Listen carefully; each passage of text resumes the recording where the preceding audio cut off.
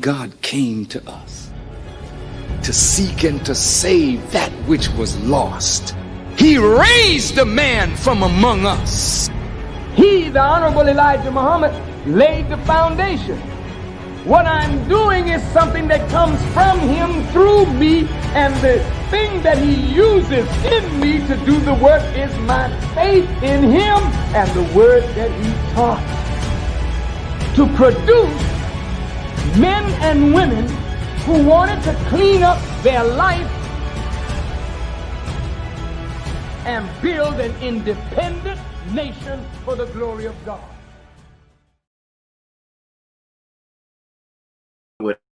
Testimony on National Network View. The enemy of truth has always published a manufactured falsehood against the Honorable Minister Louis Farrakhan and the Nation of Islam. One controversial figure that they love to use is the late Malcolm X. Here's a clip from The Godfather of Harlem, produced by Disney TV. Wolf at Large. Today, my guest, in place of the Honorable Elijah Muhammad, is the national spokesman for the Nation of Islam, Minister Malcolm X. Good day, Mr. X. Good day, sir. The hardships for the black man in America are hardships for white America as well. They just don't know it yet. See, oppression is not just a one-way street, and neither are its costs. You are referring to President Kennedy's assassination? I have no comment on that. You're national spokesman for a religion that advocates violence, and you have no comment. Sir, I'd like to make it clear, the Honorable Elijah Muhammad does not advocate violence. He advocates self-defense against oppressors. And yet, the nation stands accused of being all talk and no action. By design, this film does not portray the Nation of Islam or Malcolm X accurately. The Honorable Minister Louis Farrakhan has given student minister Brother Demetric Muhammad of the NOI Research Department permission to address the Malcolm X controversy. He is the author of a book titled Didn't Y'all Kill Malcolm? He is the first and only member of the Nation of Islam to write a book about our slain brother. Here to speak about these subjects and other topics of consequence from researchminister.com, the research minister and Brother Demetric is our brother, Brother Demetric Muhammad. Assalamu alaikum. Good seeing you, man. Thank you, my brother. I know you're busy and you're constantly working on some project that is for the betterment of our nation and the defense of our nation and the Honorable Minister Louis Farrakhan. And we thank you for you affording us this opportunity to interview today. So Minister, the first question, yes, sir. The first question that we want to ask Brother Demetric is, we opened the show with a report highlighting how you recently authored a book, the first written by someone from within the ranks of the Nation of Islam, addressing the history of Malcolm X and the Nation of Islam. My question to you is, why do you think it has taken 54 years for a book about this controversial history to be written by someone from amongst our ranks? Brother Minister Willie, thank you once again for allowing me the privilege and the opportunity to be on your wonderful podcast.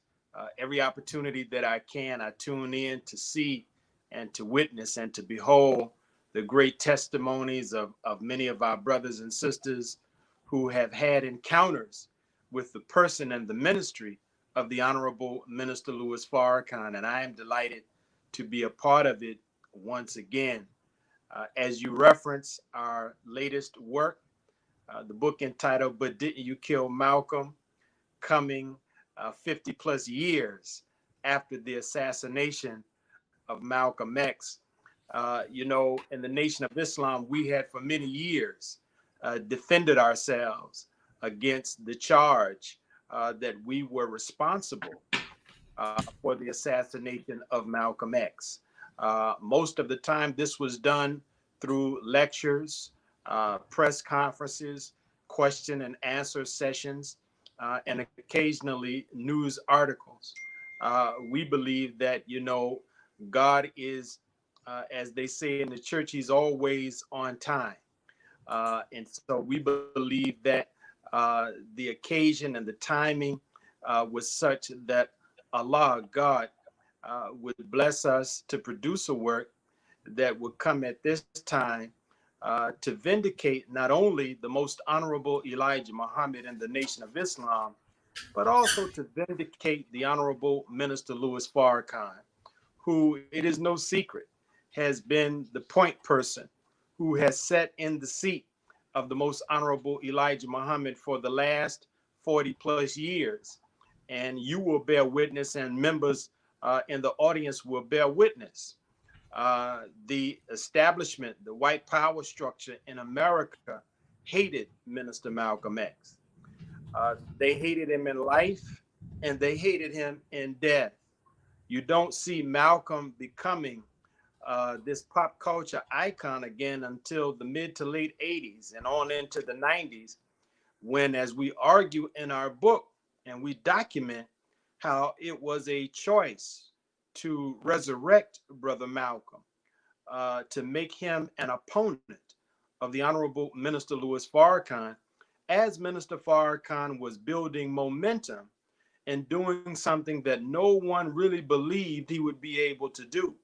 And that was to rebuild the work of his teacher, the most honorable Elijah Muhammad. And when the powers that be looked around, they could not find any living leader who had the charisma, the intellect, the magnetism, and the love of the people to really rival Minister Farrakhan. So we say that they went into the graveyard of deceased Black leaders and they found Minister Malcolm X, and they conceived of a plan and a propaganda strategy. We discuss it as even a military psychological styled operation whereby Minister Malcolm X would be resurrected from beyond the grave, and he would be portrayed, his image would be sanitized, and he would be portrayed as an icon for Black youth, while at the same time installing into the minds and thinking of many of the youth that it was Minister Farrakhan and the nation who was responsible for Brother Malcolm's death. So I think that this book has taken time to produce, but I believe that it is at the right time to address this controversy that even at this late date of 2021 has not subsided, because again, the Honorable Minister Louis Farrakhan and the rebuilding of the Nation of Islam proves to be relevant, proves to be impactful, and proves to continue to be a thorn in the side of those who have a genocidal plot planned for Black people in America and around the world.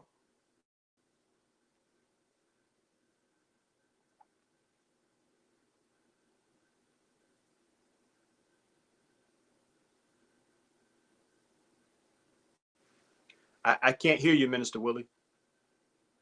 Working on that. So thank you. As you're aware, there are hundreds of books written about Malcolm X, probably thousands, right? And many of them are not favorable about the Nation of Islam and our position. For the reader who reads your book, what false accusations against the Nation of Islam, the Most Honorable Elijah Muhammad, and the Honorable Minister Louis Farrakhan, other than some of what you just mentioned, that they can read rebuttals of, that they will be introduced to rebuttals of? Well, that's a great question.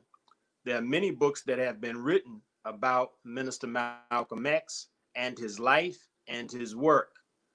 We did not set out to write and to publish a biography of Minister Malcolm X. We set out to write and to publish a book that would deal specifically with the controversies surrounding Brother Minister Malcolm's assassination, and how Brother Minister Malcolm's assassination has actually been weaponized to divide us in the Black community, specifically by injuring the name and the reputation of the leadership of the Nation of Islam, and literally castigating an entire religion for this historic political assassination. And so when you look at the outline and the table of contents, you see we attack head on the myths and the controversies that most people are familiar with that are actually component parts of the psychological operation whereby Black youth have been falsely made to believe that the Nation of Islam should be hated instead of loved because, after all, as they ask us the question, hey, didn't y'all kill Malcolm? And so we go into the mythology of Malcolm having a conversion experience after first seeing white Muslims in the Middle East. We go after the mythology concerning the domestic life of the Honorable Elijah Muhammad, and we examine his noble morality in contrast, in stark contrast, against all of the evil slander that has been attached to the Most Honorable Elijah Muhammad. Again, we address how there has been a deliberate effort. Once upon a time, that effort sought to blame the Most Honorable Elijah Muhammad. But in the last 40 years, the rebuilding of the nation has been stymied by the campaign to put Minister Farrakhan and to finger Minister Farrakhan as being personally responsible for Brother Malcolm's assassination. We also address many of the aspects of the actual assassination itself. And we introduce new research that follows Minister Farrakhan's controversy with modern day Jewish leaders. And we look and we document this same opposition from groups like the Anti-Defamation League of B'nai B'rith. We document and we locate them as being players in Minister Malcolm's assassination. And this is, of course, new and eye-opening for people who may have read and been familiar with Malcolm's assassination, but have never looked in this direction. And I think the information and the documentation that we present throughout the book is quite powerful and compelling. And they definitely are, and I definitely enjoy reading the book. Now, the promo image that we use to promote this actual show is you with the Honorable Minister Louis Farrakhan. Is a very beautiful very beautiful picture. And from my talks with you, is the minister is actually holding the book that we are actually discussing, right? So can you share with us just that moment, what was happening at that moment, and any specific guidance that the Honorable Minister Louis Farrakhan gave you as you were working on this book from the beginning to the end and even up until this point? I have to thank Brother Abdul Qiyam Muhammad, who took that picture.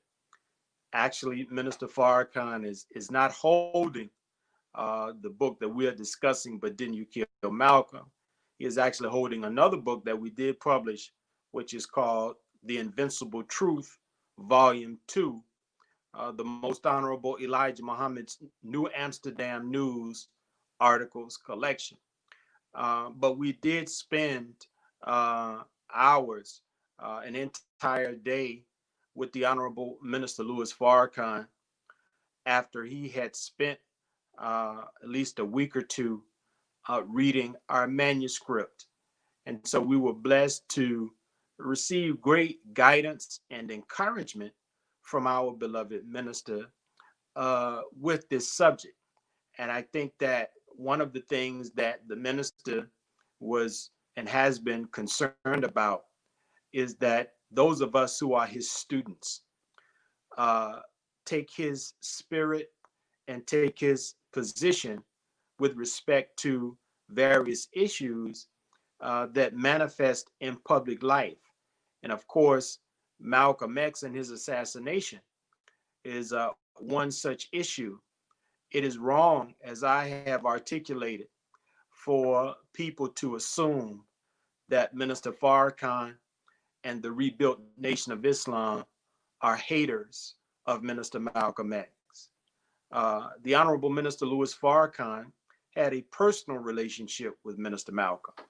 So many people, Minister Willie, have written about Minister Malcolm, have delivered speeches and lectures about Minister Malcolm, and they are free to say what they think. They are free to offer their opinion. But the Honorable Minister Louis Farrakhan speaks of Brother Minister Malcolm from a first person perspective, because he was a brother, a friend, an acolyte, if you will, a little brother and slash student under the leadership of Minister Malcolm. And so Minister Malcolm was and is loved by the Honorable Minister Louis Farrakhan, his family, and the Nation of Islam. Like any people, and we discussed this in the book, like any people who are a spiritual people or who are a deeply religious people, love oftentimes breaks and fractures whenever there appears to be some departure from the spiritual principles or the religious teachings that have previously served as a glue and a bond that produces a brotherhood. So the disagreement that Minister Farrakhan and the Nation of Islam have had over the years is not with really Malcolm X and his work, but is really with how Minister Malcolm ended his life. And I document in my book, Minister Willie, that Minister Malcolm, had he lived, would have either come back and become a registered member again of the Nation of Islam, or he would have gone on to become a political and strategic ally. Certainly, he would have been a fellow co-religionist of the Nation of Islam Muslims, but he would not have been an adversary. There's much evidence and much testimony of those who knew him that suggests that Malcolm was seeking to make his way back into the nation. And of course, you have heard Minister Farrakhan say that the Honorable Elijah Muhammad said, leave Malcolm alone. And we actually document that.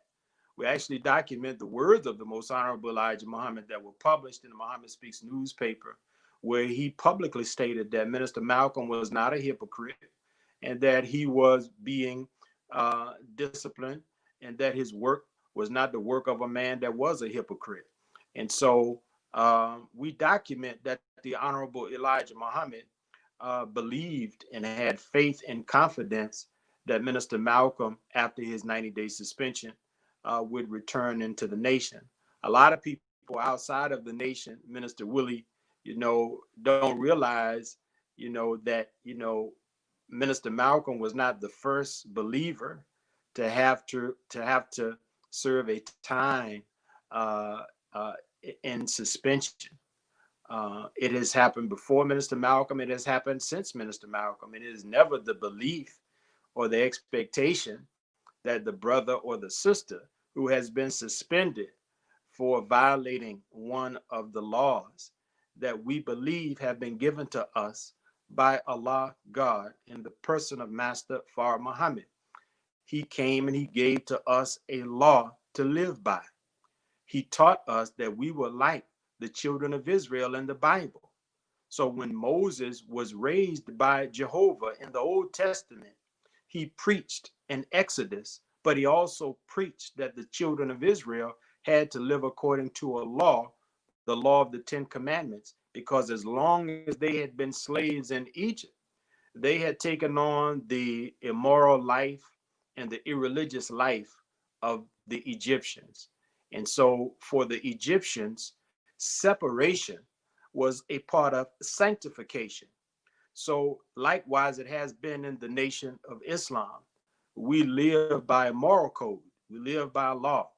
And when members break that, they serve a period of time to themselves so that they can work on themselves and they can address whatever issues that lingers within them that caused them to violate that law. And after that time has expired, they return to be members in good standing. And this was the the hope of the Honorable Elijah Muhammad with regard to Minister Malcolm X. But as we document, the federal government, the FBI, they have taken credit for creating factions within the Nation of Islam because they were trying to destroy the Nation of Islam. And they point to Malcolm X's assassination as an example of the most successful COINTELPRO or counterintelligence program operations ever. Matter of fact, you find that the tactics, the maneuvers, the deceitful practices that they experimented on with respect to the Nation of Islam that caused Minister Malcolm X to be assassinated, they would go on to use to tear down and to destroy the Black Panther Party, who were in many ways the ideological offspring of Minister Malcolm X. The early Panther leaders were clear that Minister Malcolm inspired their work. And you even saw in their publications that they had a 10-point program. And that 10-point program of what the Panthers want was modeled after what the Muslims want. That is printed on the back page of the Final Call, Once Upon a Time, printed on the back page of Muhammad Speaks. So, you know, we want to have a conversation about the assassination of Malcolm X. We can't have that conversation without talking about J. Edgar Hoover, the counterintelligence program of the FBI. And now with the book that we were blessed to publish, we also have to discuss the Anti-Defamation League of B'nai B'rith.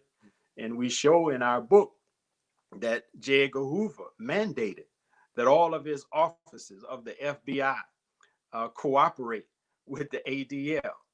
Now, that's very, very significant because throughout the history of the Nation of Islam, the Anti-Defamation League of B'nai B'rith have dogged our trail, seeking to portray us and our leadership as being anti-Semitic and even working diligently to cause us not to be able to do business in certain cities, and even work to get certain Muslims who were employed in the federal government fired.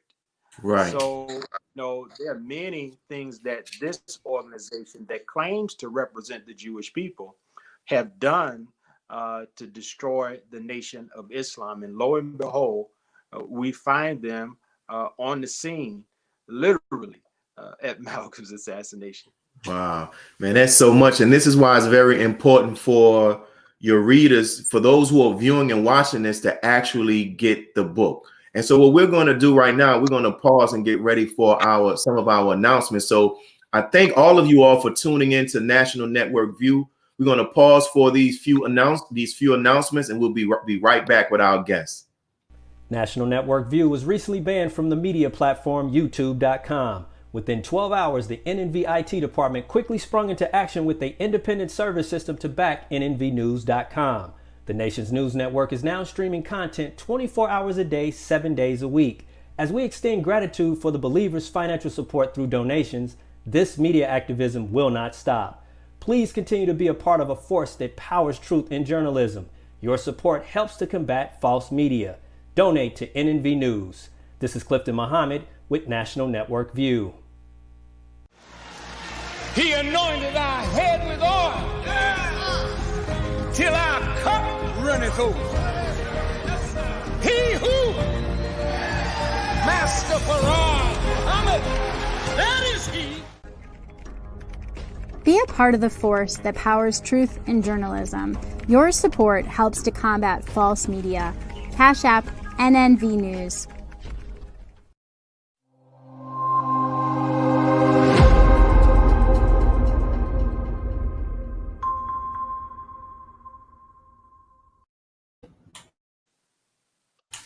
And we are back, and this is I Have a Testimony with Brother Willie Muhammad, with our very special guest, Brother Demetric Muhammad, who was just talking about more about what's covered in his book. And in his response, he brought out a very good point that Malcolm X wasn't the first person in the Nation of Islam, and sure not the last, that has been given time for some infraction. But when we are, it's always with the hope and the expectation that we will return and we'll be much stronger than we were before. So now, Brother Demetric, over the last decade or so, since we're talking about your book, we are seeing more and more members of the Nation of Islam writing books on a variety of aspects related to the Nation of Islam. That's the history, the theology, and the culture. So what do you see as the significance of this activity for the Nation of Islam? I think, Minister Willie, what we are witnessing is the result of the Honorable Minister Louis Farrakhan approach to representing the Most Honorable Elijah Muhammad.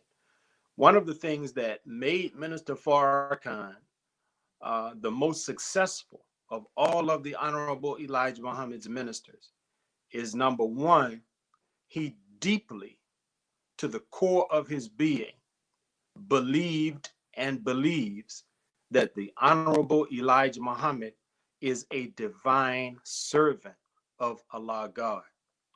This means that he believes that the words of the Most Honorable Elijah Muhammad are divine revelation. Well, people who are handling divine revelation, they understand that divine revelation is filled with profound wisdom, deep, deep truth, and hidden meaning that you can access if you have love in your heart and you sincerely study it, as opposed to just reciting it. So Minister Farrakhan's representation of the Most Honorable Elijah Muhammad's message has famously attracted the minds of men and women who, in this modern age where so-called organized religion is waning as opposed to waxing in terms of its appeal among the masses, Minister Farrakhan's unique ministry and representation have attracted people who believe in God, who know that there's a higher power, but understand that old world Islam, old world Christianity, old world Judaism is insufficient to help us to understand the world in which we live with all of its myriad of problems and pathologies. And so now among the membership of the Nation of Islam, and this is an adjustment for many people who have been outside the nation looking upon the nation. Many people who used to look at us, they marveled and admired at the work of the Most Honorable Elijah Muhammad.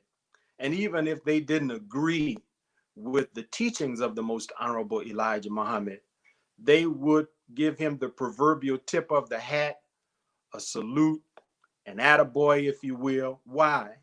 Because his work is legendary for being able to reform people that other institutions throughout America could not reform and benefit. So the party line about the Nation of Islam, Minister Willie, is that, yeah, the nation is good for people who used to be in gangs, for people who used to be pimps, hustlers, ex-cons, drug addicts, prostitutes. And so you see this, especially in the academic world. The academic world right now is really, struggling to deal with Minister Farrakhan's students. Why? Because they have treated us the way anthropologists treat tribes that are in the Amazon jungle. When an anthropologist goes and he discovers a tribe in the Amazon jungle that the general public has no knowledge of, he begins to study them, and then he wants to pad his resume. He wants to add to his professional accomplishments that he discovered this tribe and he was able to decipher their culture, come to understand them, build some affinity with them, and then he becomes the gatekeeper to them, interpreting them to the rest of the world. And so this is how the Nation of Islam has been treated. But again, the unique ministry and representation of the Most Honorable Elijah Muhammad, provided for by the Honorable Minister Louis Farrakhan, now has given birth to a burgeoning group of intellectuals whose approach to Islam is not the same approach that you even see in the classical Islamic world. The students of Minister Farrakhan, again, that term student, we are studying first and foremost the body of knowledge that was given to the Most Honorable Elijah Muhammad. And we are finding vindication for Muhammad's message. This, of course, Minister Willie, makes me put my student minister hat on for a moment, because I am reminded of a verse or an ayat in the Holy Quran. It's in Surah 28, ayat number 35, I believe. And in this ayat, Moses prays to Allah that he would give him Aaron as a helper and as one who would confirm him. Look at the language in the English translation. To confirm him. Moses was the one that received revelation from God. But revelation requires confirmation, and that confirmation is facilitated with documentation. So you asked the question, why now is so many students of Minister Farrakhan taking to publishing? It is because Minister Farrakhan's divine purpose from Allah is to serve as a confirmation that what Allah gave to his teacher, the Most Honorable Elijah Muhammad, is in fact the truth and is in fact from the divine as its source and origin. And so we are, those of us who are his students, we are like, those who are helpers to the minister. And if our work is good, which we must continue to strive to ensure that we elevate the standard of our work. But if our work is good, then our work goes to help Minister Farrakhan be what Allah called him to be as the Aaron to the Most Honorable Elijah Muhammad's Moses, and that he and his ministry confirms what Allah gave to the Most Honorable Elijah Muhammad, and that it is in fact divine revelation. Wow, man! And time is moving fast. We're up again at another commercial break. So just hold fast for 1 second. For those who are making comments, who are tuning in, we appreciate you all for tuning into the National Network View. And we're going to pause for another moment and bring our brother back to hear more about his work and some other questions that we want to ask. But we're going to pause for these brief announcements. Thank you for tuning in. Greetings. This is Tarika Shakir Muhammad with National. Greetings. This is Tarika Shakir Muhammad with National Network View. This week's Final Call cover story reads, Respect and Protect the Black Woman. On the freezing night of February 21st, 2019, Chicago police raid the home of Ann Jeanette Young, leaving her nude and handcuffed after smashing down her door. Protesters gathered at police headquarters with intense anger and demand justice. The outrage and pain runs deep after another incident of foul play by police on a Black woman. To read more, subscribe to finalcalldigital.com, and thank you for tuning in to NNV News. Please share your thoughts with us in the comments section below, follow us on social media, and please subscribe to our YouTube channel, NNV News. This is Tarika Shakir Muhammad with NNVnews.com.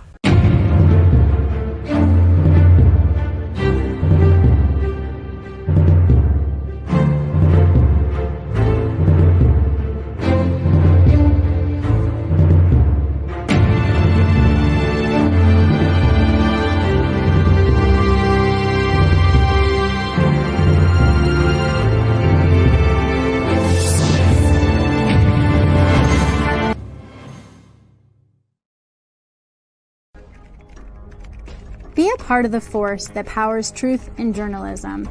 Your support helps to combat false media. Cash App, NNV News.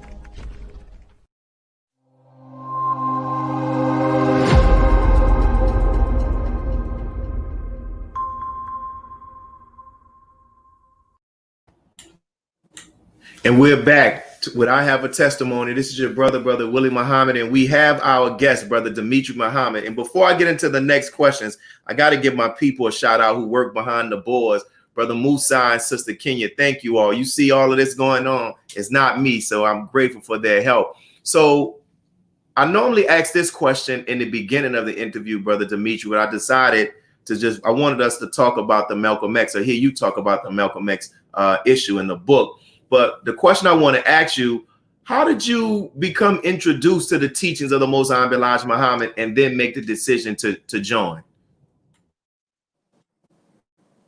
I was a teenager, and my father had began to study the teachings of the Most Honorable Elijah Muhammad, and he introduced it to me, and I began to study it. And I joined the Nation of Islam as a teenager. I was a freshman in high school when I joined the Nation of Islam and became a registered member at the age of 15.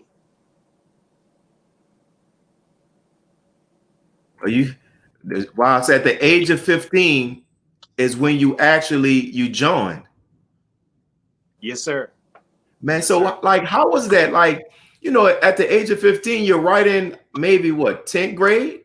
Like, how did you handle the pressures? Because I can imagine there are teenagers now in the Nation of Islam who were born and they have that pressure. And in addition to those who may be at that age and they want to join, like, how did you stand strong to make that decision and you continue to where you are now? I don't know how I became strong to be able to go through it.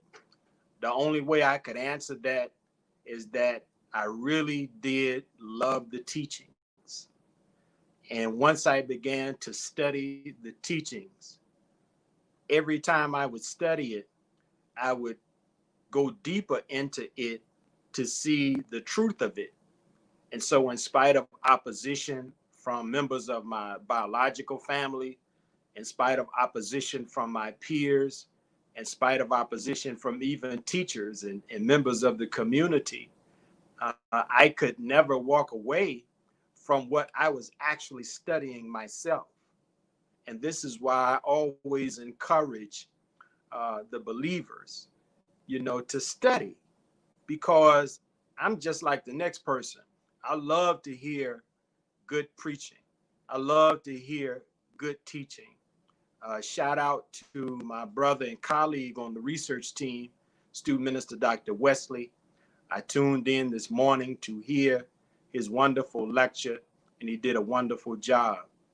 But, if you never go and study for yourself, you won't know that you know it for yourself. You will always have, I believe, a kernel of doubt that whispers, well, you just heard someone else say this. You don't know this for yourself. And so study has to be a part of the recipe for longevity in a life of faith, in my humble judgment. And so the more I study his teachings, growing up in the Mississippi Delta, I found that what the Most Honorable Elijah Muhammad was saying and what Minister Farrakhan was preaching was so profound. And I'm happy to say that 30 years later, I still am excited. I still am thrilled. I still am bowled over and in awe, admiring the simple and plain words of that marvelous human being, the Most Honorable Elijah Muhammad. And of course, his student and greatest helper, the Honorable Minister Louis Farrakhan, to study the words and the teachings of these two men, again, who are among us like a modern Moses and Aaron. But of course, there's so much more than that. But they have given to us the kind of wisdom. And I emphasize wisdom because there are a lot of knowledgeable and informative people in the Black community. But when you are talking about what is in the Nation of Islam, you are talking about wisdom. And we are people who have been so foolish, even in our pursuit of knowledge and information. We are often and frequently foolish. I sometimes sit back and I shake my head looking at many knowledgeable and informative brothers and sisters who argue and fight and become, so foul as they argue publicly with one another on social media. And I think to myself, these are some of the most intelligent brothers and sisters that I've ever heard, yet they are acting as they're enemies of one another. And so wisdom, which is the application, the skillful and the prudent and the judicious application of knowledge, is what you find among us in the nation. And it is just so soul satisfying if you spend time with it and study it and nurse from it. And I had that feeling at 15, and I have that feeling today, a few years older than 15. Praise be to Allah. And that's a good segue into my next question. To go from joining at the age of 15, having that love for the teachings, continuing to have that love for the teachings, and now years later, you find yourself as a member of the Nation of Islam's research group, right? So how does it feel to be a part of such a historic group? And how did you become a member of the group? I became a member at the invitation and the selection of the Honorable Minister Louis Farrakhan in the year 2010. It feels wonderful.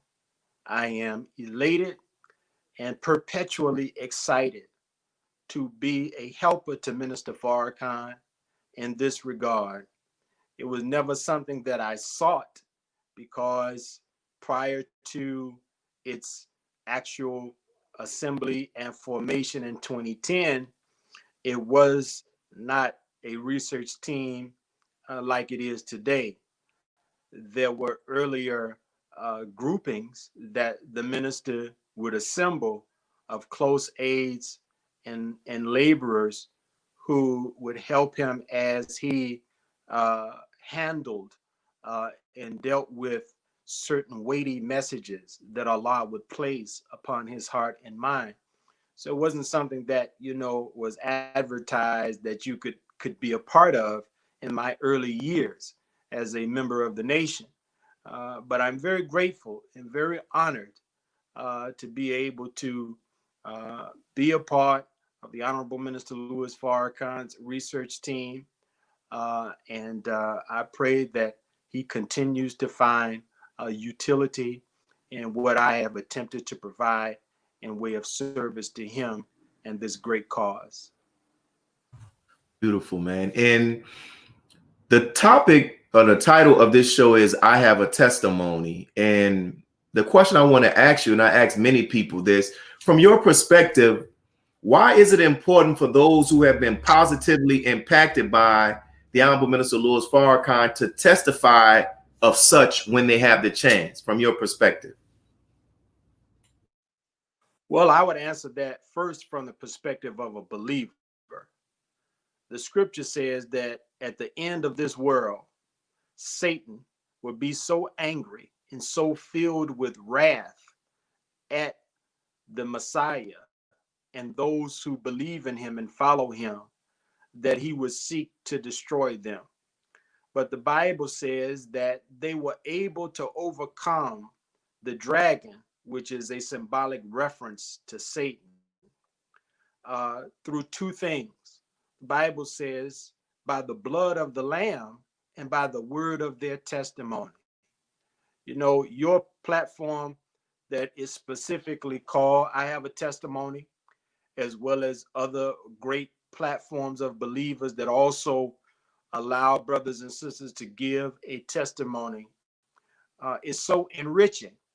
And it is so comforting as a believer to hear the stories, the testimonies, the life experiences of other believers, many of whom I have admired from afar as a quote unquote little believer, even though there are no big I's and there are no little U's within our nation, yet coming in as a neophyte believer, again, as a teenager, many of the people that you have interviewed, Minister Willie, were people that I saw on television.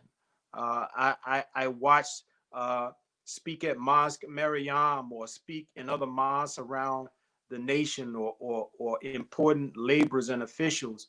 And so, to hear their testimony, it nourishes the heart of the believer. And we need that in these trying times. It really is like a dose of pastoral care, that we are able to have a way to connect with one another and hear each other's triumphs and even ups and downs, as we have all did the best that we could in our unique journey in our life of faith.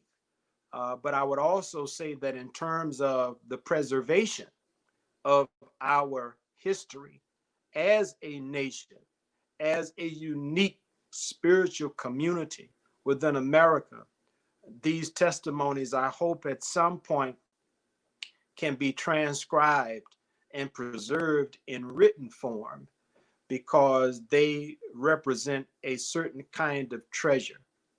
That treasure is important for us to retain ownership of our narrative. Again, those in the world of academia, that they would like to be the controllers and the owners of the narrative of the Nation of Islam. They would like to treat us, again, as a tribal group that they uniquely and exclusively have knowledge of, that they can interpret to everyone else. And so your work and the work, again, of others who have a testimony style podcast is very, very important. And lastly, but certainly not last in terms of importance, is that these testimonies help to vindicate the noble name and person of the Honorable Minister Louis Farrakhan. You know, Minister Willie, that we also published a book called Who Do They Say I Am? The Vindication of the Honorable Minister Louis Farrakhan. And the basis of that book are quotes and testimonies of persons we would consider high profile or prominent in some way, shape, or form, because the Jewish leadership have really worked to marginalize Minister Farrakhan. They have really desired isolation for the purpose of assassination. But Allah, God, has not allowed the minister to be isolated. The Nation of Islam, as I heard Minister Abdul Halim Muhammad say last night on a podcast, I liked how he said that the nation, at this point, we are woven into the Black community. You cannot get rid of us. And so testimonies of all kinds help us to document that the real Louis Farrakhan is in stark contrast to the Louis Farrakhan that you hear described and pejoratively dubbed and negatively portrayed in the mainstream media. And so to have these testimonies really is kind of like, I would say, what Jesus should have had in the New Testament. Think about it, Minister Willie. The man with the withered hand, the woman with the issue of blood, the multitudes who were fed with fish and bread, Lazarus, the Syro-Phoenician woman's daughter. All of these people in the New Testament were actual witnesses to the good of Jesus. Yet when it came time for Jesus's hour of trial and crucifixion, none of these witnesses stepped forward to provide their testimony. Well, I don't know if people have realized it or not, but when they appear on your program, Minister Willie, they are documenting their testimony as a witness to the goodness of God as it has beautifully manifested itself in the person of Minister Farrakhan. And such testimonies can be used in future dates in a positive way. I guess is like when they say, you know, what you can and say can be used not against you in this instance, but on your behalf, and certainly on behalf of the Honorable Minister Louis Farrakhan. Praise be to Allah. And I can tell you, those were two questions that I had to ask you, but you actually went into them without me asking. So Allah's hand was definitely into that, and your responses were beautiful, man. So thank you for that. And I'll transition to the next question, because we talked about this, and I've heard about this meeting before, but you kind of elaborated a little more about it, where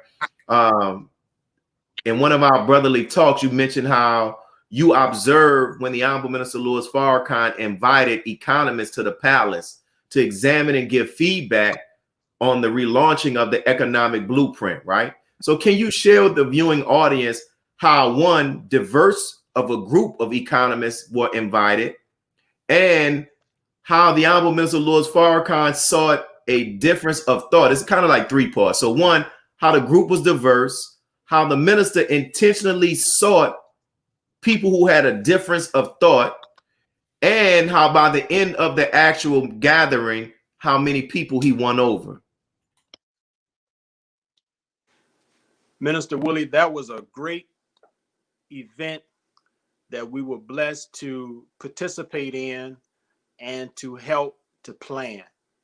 The Honorable Minister Louis Farrakhan desired to reintroduce Muhammad's economic blueprint, which briefly stated is that if everybody in Black America would set aside just a nickel per week, 35 cents per week, to be given over into a national treasury where we would first purchase land, begin to grow food, and begin to take the steps necessary to become an independent people. This plan was conceived of by the Most Honorable Elijah Muhammad. And again, you know, this is not called the second rise or the second resurrection. This is called the rebuilding.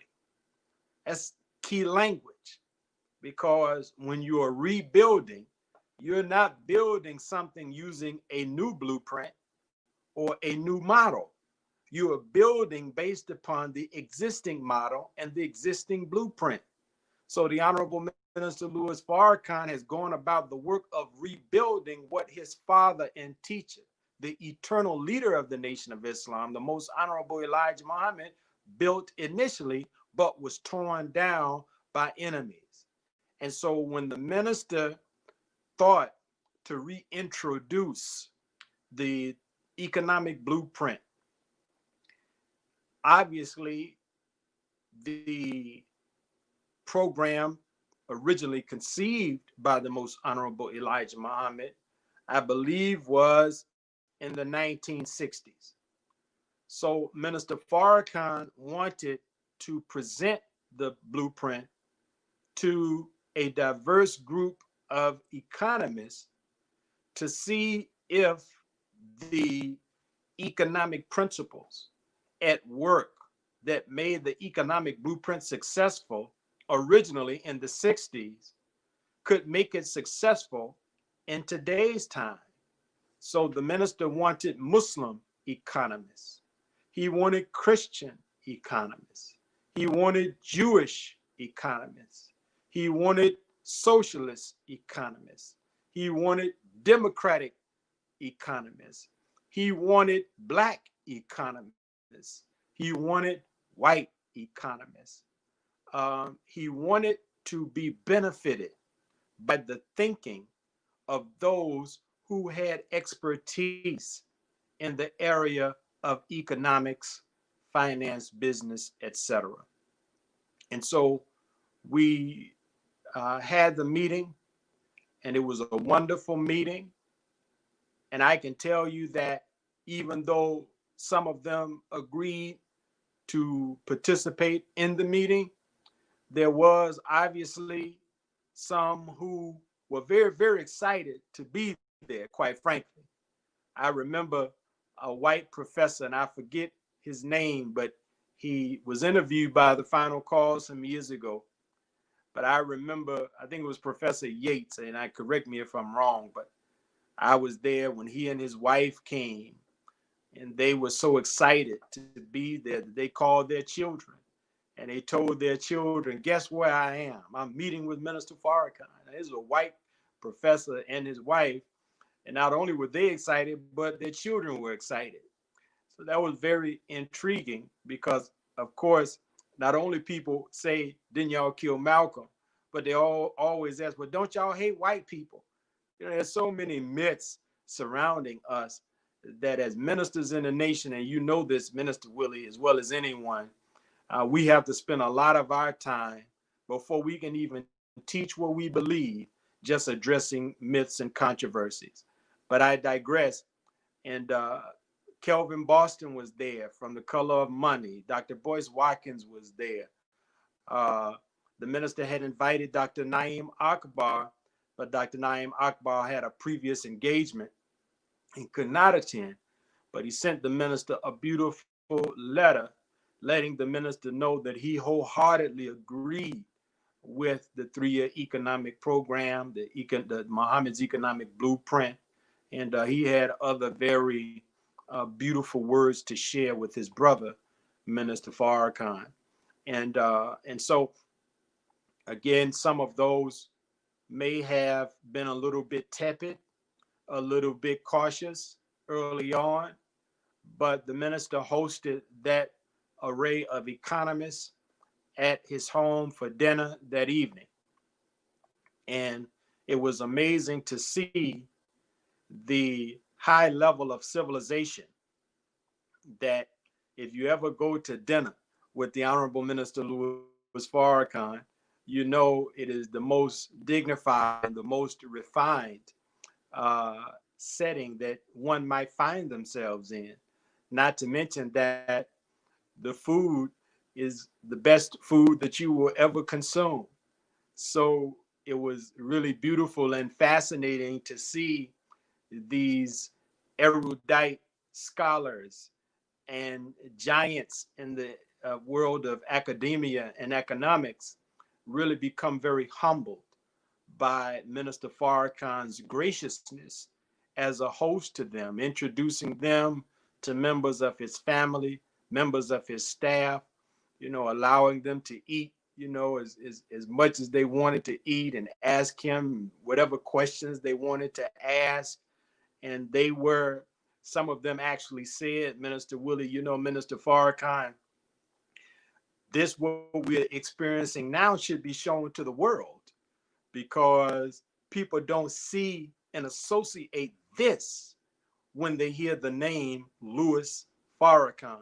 Wow. And so by the end of the night, you know, they all were, you know, Minister, can we take a picture with you? Minister, you know, can we get a hug? Minister, would you sign this for me? And so you saw it was a beautiful day that represented so much in terms of Minister Farrakhan's character, Minister Farrakhan's disposition as a student, because, you know, it's one thing to call people who have expertise to the table, but sometimes people call people of expertise to the table just for show, don't actually really be interested in what they have to say. But that whole day during that meeting, Minister Farrakhan listened and he wrote notes, and he did not interject as those economists, some had very different perspectives, different opinions, even making certain economic recommendations that they thought he should take. But he never acted as though, I brought you here and I brought you here just to hear what I have to say, and it's my way or the highway. That was not Minister Farrakhan's disposition. The minister Wow. was very humble, and he sat and he listened and he took notes and he carefully thought and he weighed what they had to say, and then he took all of that as advice in his subsequent steps regarding Muhammad's economic blueprint. Wow, beautiful, man. And just like what you said, that is a meeting that the public needs to see, because it goes against this manufactured image that they are putting out on the minister. So we have about 4 more questions, and I'll get to this one. So in a Final Call newspaper column that you wrote titled "Empathy: Minister Farrakhan's Conflict Resolution and the Restoration of Brotherhood," you said the following words, quote, "An important aspect of peaceful conflict resolution is the development of the ability to empathize with those whom we have a disagreement with. I am studying the characteristic of empathy based upon witnessing it on display in the life of my teacher, the Honorable Minister Louis Farrakhan," end of quote. Can you share with the audience and those who may have not read that article, even heard you talk about this before, the experience that you witnessed that helped you to see more of this quality of the Honorable Minister Louis Farrakhan's, his empathy? The inspiration for that article was an episode in the life of the Honorable Minister Louis Farrakhan and his brother Munir Muhammad, of the very excellent show Muhammad and Friends in Chicago. There was a breach in their relationship that continued for a number of years. And quite frankly, as a student of Minister Farrakhan, there was a period of time, during this period of time, where there was a breach that I and others viewed Brother Munir with ambivalence. And so at a certain point, Minister Farrakhan discussed with us reconciling with Brother Munir. And when we were in this particular meeting, Minister Willie, the minister, he asked the question, how do you mend a broken heart? And someone sitting around the table said, well, Minister, there's a song called How Do You Mend a Broken Heart? And the minister looked as though he wasn't really familiar with that song. He said, really, I would like to hear it.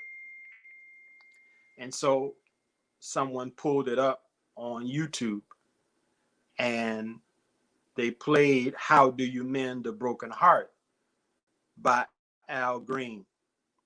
And the minister sat listening at the words of the song and kind of, looking out into the distance, thinking, reflective, introspective.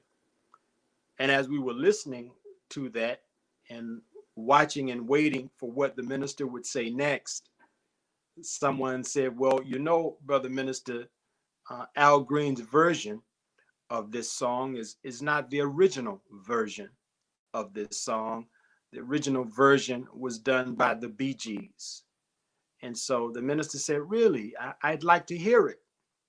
And so they found the Bee Gees version of How Do You Mend a Broken Heart, and they played it for the minister. So for minutes there, we were listening to the Bee Gees sing How Do You Mend a Broken Heart with the Honorable Minister Louis Farrakhan.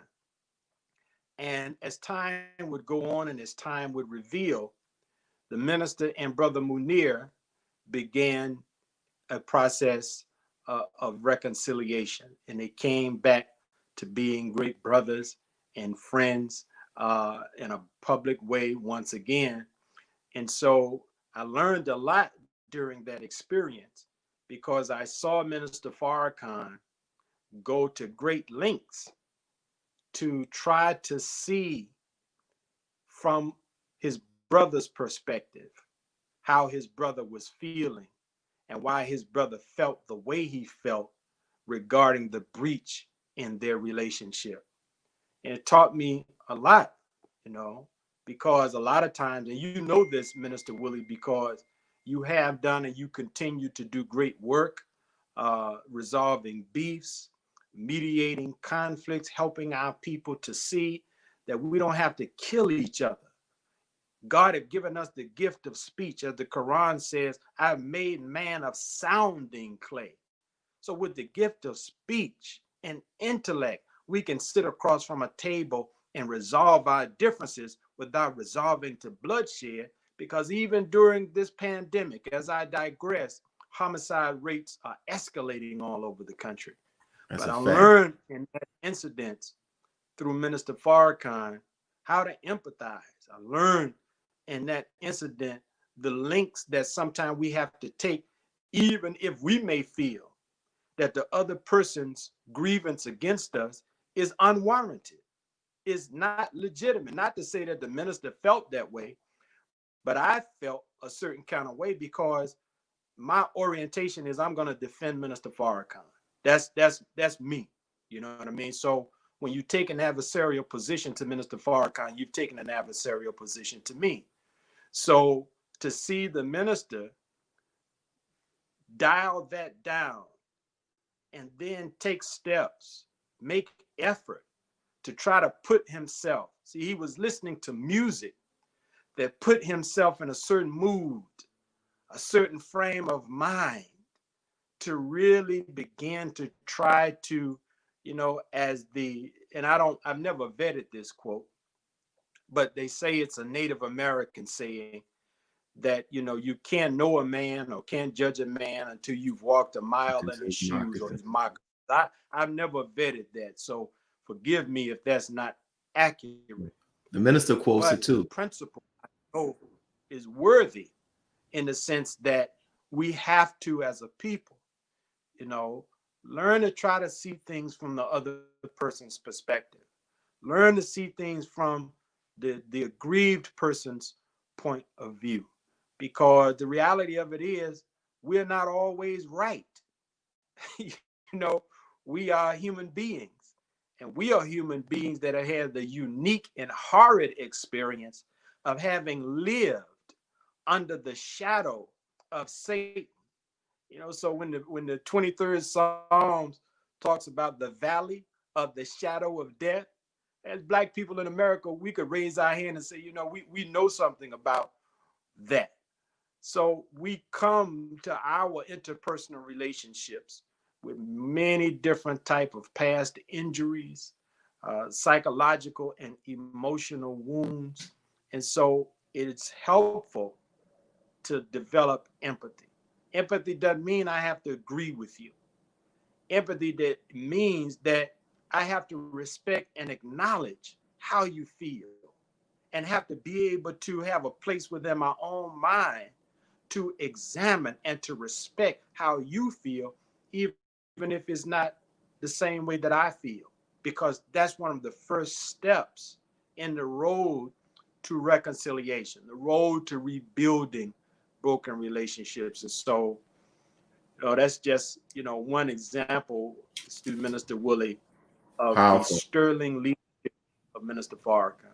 Powerful, powerful, powerful. And while we're on that, these last two questions it's kind of connected to what you just finished talking about. A brother told me one time, and when he was in an audience with the Honorable Minister Louis Farrakhan dealing with a matter, he told the minister in a respectful way. He wasn't being disrespectful. He was like, brother minister, your way is hard, right? He's talking about just like what you just mentioned, how the minister handles stuff. Even though we can make a case to say, brother minister, these people really disrespected you. They should be apologizing, and how the minister handles it. So my question to you is, how is it that, can you explain to the audience, what is the Honorable Minister Louis Farrakhan's way, and why is it such a challenge to others? Minister Farrakhan's way is the way of love. Hear me well. When you see Minister Farrakhan, because unless you understand the potentialities comprised within real love, true love. You can't properly assess and identify what we are witnessing when we are witnessing Minister Farrakhan and his life and leadership be on display. So on one hand, Minister Willie, people see a bold man, a powerful man, a courageous man. Many Black people who have been victimized by the institutions of white supremacy in America love Minister Farrakhan because he boldly says what we think and feel, but we don't have the courage to say, especially where the white power structure is concerned. So you see that. Then you see a man playing classical music on a violin. You see a man who, is so sensitive and tender. So his way is peculiar because these characteristics appear to be polar opposites. We've seen bold and courageous leaders in the Black community. We've seen those that speak truth to power, but many times they are not possessed of other components that make them appear to be entirely different human beings. I remember listening to the brother, and I think it's in my book, Who Do They Say I Am, the musical artist M. Tume. And he was talking about Minister Farrakhan as an artist and what art has done to develop him in terms of a leader. It's a very beautiful quote. It's in the book, Who Do They Say I Am? I can't verbatim it, but it just goes to the fact that the minister's way is love. And it's like when you read the scripture, for instance, this is the best way for me to communicate the point I'm trying to make. So somewhere in the New Testament, I forget, maybe Philippians, I'm not sure, but it says in the English translation, perfect love casts out fear. Now, we've heard that many years, especially if you grew up in a church like I did. Perfect love casts out fear. And some of the modern English translations render it more plainly, more eloquently, more beautifully. But growing up, and at that time, the King James Version was the primary version. So it said, perfect love casts out fear. Now, most people think of love as something soft. Even as men, we don't talk about love a whole lot because love is almost like an effeminate kind of thing. Yet the scripture says love is the root of courage. If perfect love casts out fear, then that means if you want to be fearless, you need to deepen and strengthen the quality of your love. So because the minister is motivated out of love, his way is a challenge for all who have yet to develop love as a motivation for what we are doing in the name of helping our people. See, sometimes, Minister Willie, there are people that just want to show off their knowledge. They want to position themselves as they know more than other Black people, and all other Black people are dumb or stupid because they don't know what you know or they don't follow what you follow.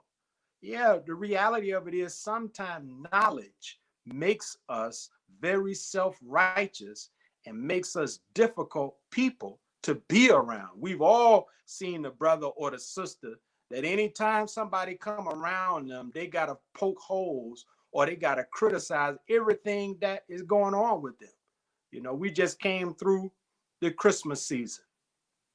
This was a difficult year, And quite frankly, as a Muslim, I was happy to see colleagues and family members and people I know be happy, find some kind of joy about Christmas.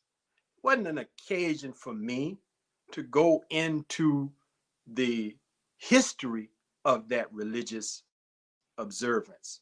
It wasn't the occasion for that, because if I love my people, you see, I can find another teachable moment. We can talk about that at another date, but I'm happy that out of this difficult year of sadness and pain and struggle and confusion and anxiety, that people could have a moment where they could find some joy, you see. So I learned this from Minister Farrakhan. I remember him saying that, I think, and I may have to be corrected a little bit.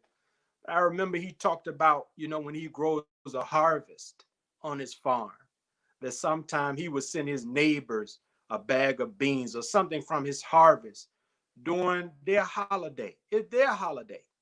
But because the minister is being a good neighbor and being brotherly, again, motivated out of love, then he does these neighborly kinds of things. He's willing to forgive. He's willing to do as the scriptures say God would do.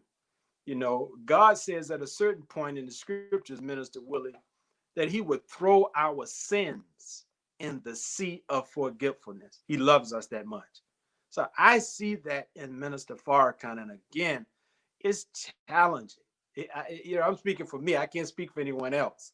It's a trial, because I know that there's also written of in the scripture that retaliation is permitted within certain circumstances. But the Quran says it is better if you forgive.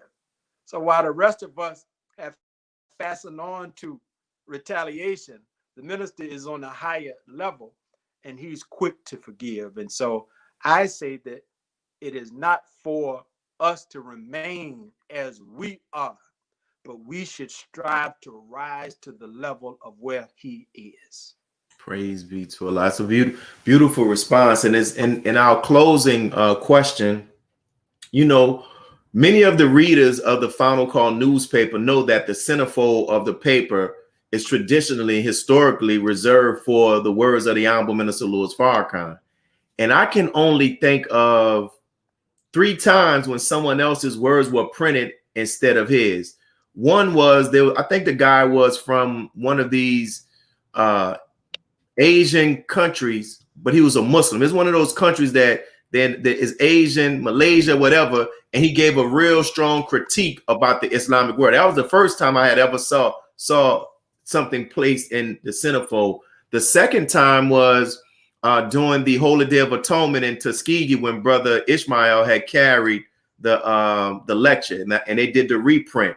And the third time was when was your column defending the Honorable Minister Louis Farrakhan. So my parting question is, how did it feel, to see you wake up or you get a call or a text like, man, your article is in the centerfold of the Final Call newspaper where the ministers was? And did the Honorable Minister Louis Farrakhan share with you why he decided to do so?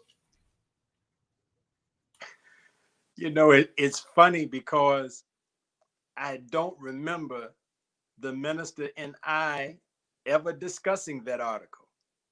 It's really amazing that you ask that question, because he did greatly honor me. And you ask how I feel, I would say it's surreal, and I kept maybe a couple copies of it. And sometimes I'll look at it if I, have it at hand, or it's somewhere where I'm trying to get to something else. And I was like, wow, that really did happen. So it's very surreal. And it was a great honor.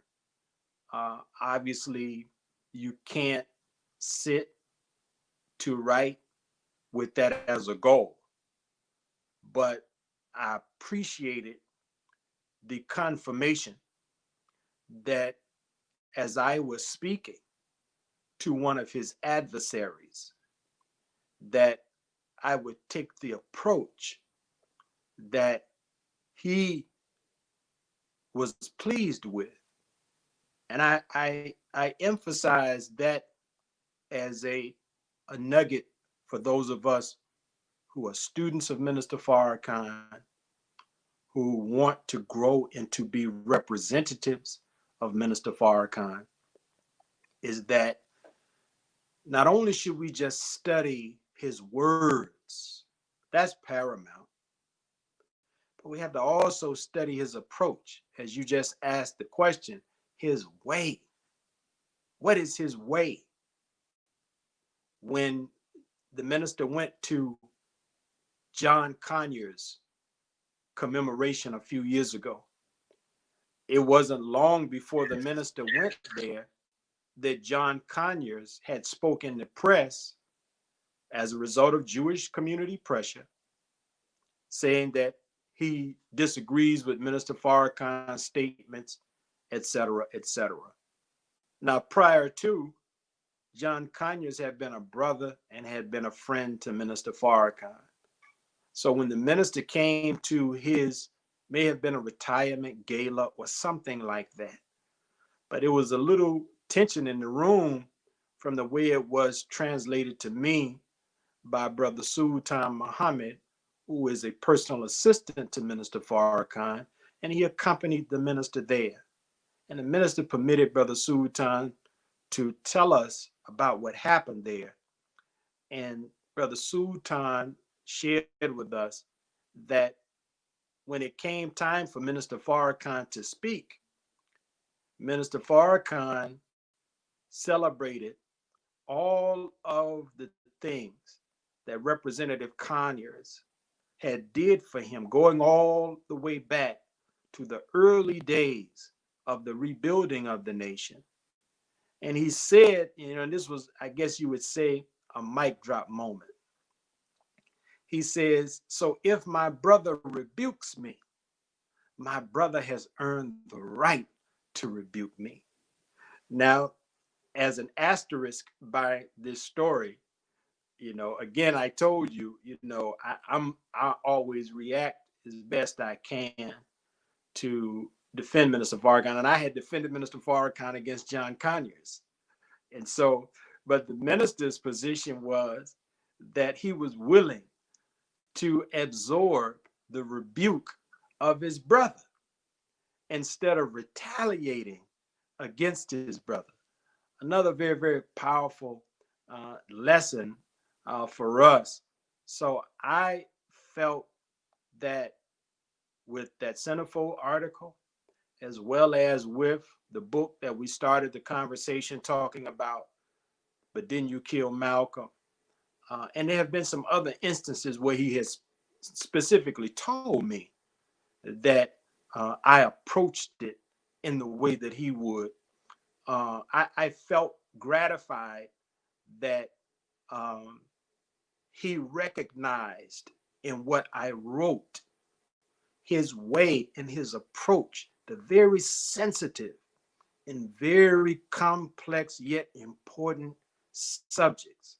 For me, that was a grade that I'm making some progress in not just being a student or spokesperson, but I'm making some progress, and maybe one day I can be called a representative of the Honorable Minister Louis Farrakhan. Amen. Thank brother. Praise be to Allah, and I really thank you for just for your time. And I was going to text you and tell you this, but I'll just say it publicly, man. Even I love your tone and the way that you do the interviews, and it reminds me of the Honorable Minister Louis Farrakhan's spirit and his tone and how he answers questions, especially now as in this age, and how he still is the Louis Farrakhan in Mosque number 7, but mature and grown and more, about it. And I love how your responses, it reminds me of such. So my brother, I thank you for the time that you gave. I thank you for your words. I thank you for your scholarship. And I think many of those who are here, if you get the opportunity to see the comments, they appreciate it as well. And what I will encourage those who are actually watching, we started off the show talking about, our brother was talking about the Malcolm X controversy. So what I would encourage you all to do, brothers and sisters, is order this book. I know sometimes we get into this thing on social media where we're going back and forth with people about the Malcolm X controversy and things of that nature, in which I understand all of that. But one of the things that I'm doing now, before I start engaging with people like that, I send them a link to Brother Demetric's book. I send them a link to interviews that he has done, articles that he has done on this particular issue, and say, if they are serious, you will get this book. You will go and read or watch these articles. So I encourage you, believers, if you do not have our brother's book, go and get that book. Do that right now. And also, you see, he has a host of other books he talked about, right? You can go to research.com and you can actually find those books, and make sure you order them, because I know we're watching YouTube where the little clips on the videos, those are good, but nothing can replace the actual reading. Remember what Allah revealed to Prophet Muhammad in the Holy Quran, the very first surah. He said, Iqra, read.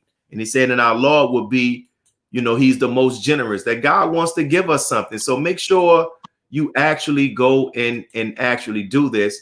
And also, I will add this: if you have connections to anybody that's on these college campuses, because Black History Month is coming up, and they're going to be talking about Malcolm X. When you see these people on social media and all of this stuff talking about Malcolm X, ask them. I don't want to give up. Your schedule going to be full, Brother Demetric, but ask them for the possibility to have our brother to come on and talk about this scholarship that he has Allah has blessed him to write regarding this controversy. So thank you, Brother Demetric. We're going to get to our closing announcements. As I always say to those who are watching, if you have it, we are here in the city of New Orleans. We're working to pay off our mortgage. So whatever you can actually donate, we will greatly appreciate. You can do it via Cash App. You can also go to PayPal. You can go to mosque46.org and you can give a contribution. We will greatly, greatly appreciate it. Also, during this COVID and anything else, if you need someone to say a prayer on the behalf of you or your family that may be going through something like others have been doing, please submit your name. Please submit the name of your family members so that we can actually say a prayer on their behalf as well. And inshallah, on next Sunday, which is January the 17th. Oh, Lord, not Lord, look at me. Please excuse that typo. That's my fault. I did that. But on not January the 3rd, people, January the 17th, we're going to have our sister, Dr. Patrice Muhammad. When I say Dr. Patrice, she is a medical doctor. Dr. Patrice Muhammad. She'll be on live on I Have a Testimony, January the 17th, 1 p.m. So make sure you share this flyer. Make sure you tune in. Once again, I want to give props out to the brother and sister who are behind the board, making everything look so beautiful. Our sister Kenya, and our brother Musa. Thank you all. I couldn't do this without you all. And also salute to NNV. Make sure you go to NNV's YouTube page and subscribe. We want to build up the subscription for National Network View. So thank you all for tuning in to I Have a Testimony. Please continue to share your thoughts with us in the comment section below, as you have been doing. Follow us on social media. And this is your brother Willie Muhammad with National Network View. Peace. God came to us to seek and to save that which was lost. He raised a man from among us. He, the Honorable Elijah Muhammad, laid the foundation. What I'm doing is something that comes from him through me, and the thing that he uses in me to do the work is my faith in him and the word that he taught. To produce men and women who wanted to clean up their life and build an independent nation for the glory of God. Be a part of the force that powers truth in journalism. Your support helps to combat false media. Cash App NNV News.